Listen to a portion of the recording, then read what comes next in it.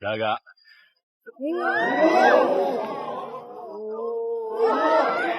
眼前这个酷似地痞的男子，凭借一把斩马刀击败对手无数，其不仅力大无穷，抗揍能力更是十分强悍。如今他站在曾经的刽子手拔刀斋面前，要与其挑战。佐之助的斩马刀十分霸气，足有2米长，重达50斤。在这张定格画面中，演员身高1.85米，也可反衬兵器长度。佐之助的斩马刀乃是400年前的老古董，据说其原型乃是唐代末刀，是一种专克骑兵的长柄战刀，因为疏于保养，早已是锈迹斑斑，称其为破伤风大刀也不为过。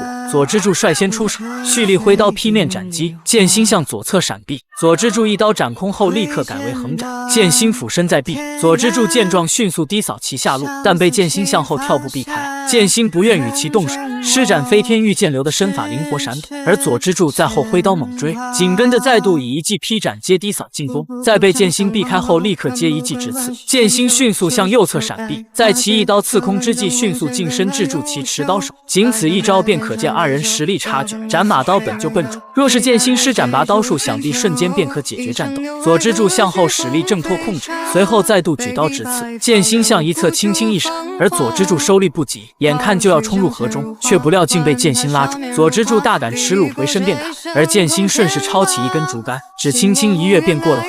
只是苦了那位在船上吃瓜看戏的船夫，被迫洗了个澡。此身法一露，众人大感震惊，佐之助更觉兴奋，抡起斩马刀回奔至桥头迎击，随后再度举刀刺击。这一次剑心并未闪躲，而是一脚踏住刀尖。他劝说佐之助一身武艺，何苦为黑商武田官柳卖命？佐之助虽背后印着一个大大的恶字，但并非坏人。虽然他喜好打架，但却从未扰民。他感受到了剑心的尊重，更深知自己绝非其对手。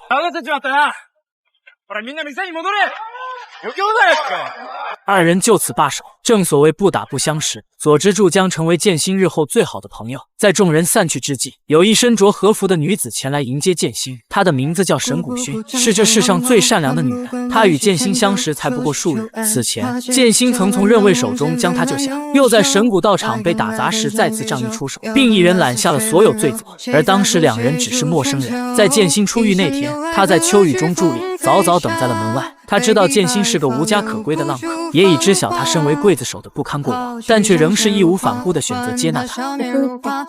很简单，很纯粹，而剑心却坦言了曾经的杀手身份。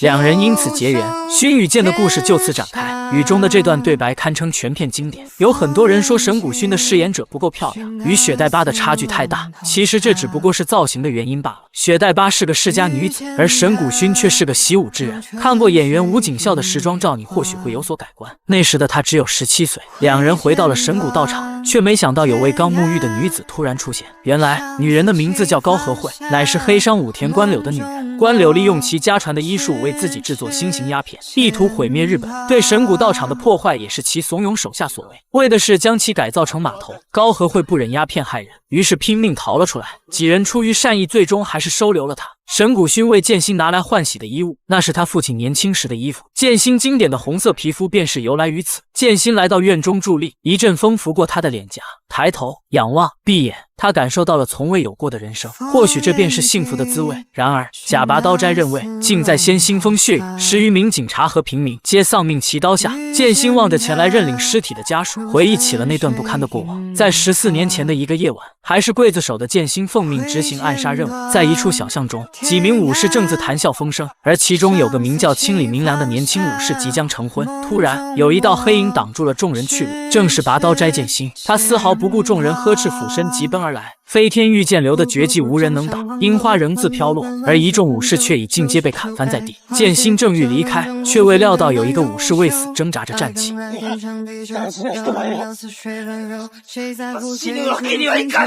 正是清里明良。剑心见状补了一刀，却没想到其凭借顽强的生存意志，竟又站了起来。剑心再补一刀，而明良在硬吃一刀后挥刀发起了反击。剑心出刀迎击，但还是被划伤了脸，这正是第一道伤疤的由来。他被对方强大的求生意志所冲击，他没有想到一个剑术低微的武士竟能如此执着，而他为了新时代不惜杀戮的理念已开始动摇。这段暗杀有一点争议极大，那就是前夫哥明明想活下去，为什么不选择装死？学徒对此也是大为不解。有人说装死是武士的耻辱，也有人说前夫哥的首领已死，作为手下他必须为其报仇，否则一同殉葬，这是武士道精神。学徒以为这些理由均不充分，因为若是前夫哥真是深爱着雪代巴，为他放下武士的尊严又如何？虚名不足挂齿，真爱才是永恒。一波未平，一波又起。自认为屠戮平民后不久，周围的百姓几乎全部病倒。高和惠出身医术世家，他一看便知是井水出了问题，有人在井水中下了老鼠药，而此人正是武田官僚。为了霸占此地建造码头，他已不择手段，甚至高价进口了一把黄金加特林。高和惠医术精湛，周围百姓得以获救，而他却暴露了位置，因为官僚早已将周围医生尽数抓走。为了将高和惠救出，剑心与佐之助计划夜闯官僚庭院，可那里有着250名落魄武士守卫，更有一位精通机械术的骷髅人等待着他。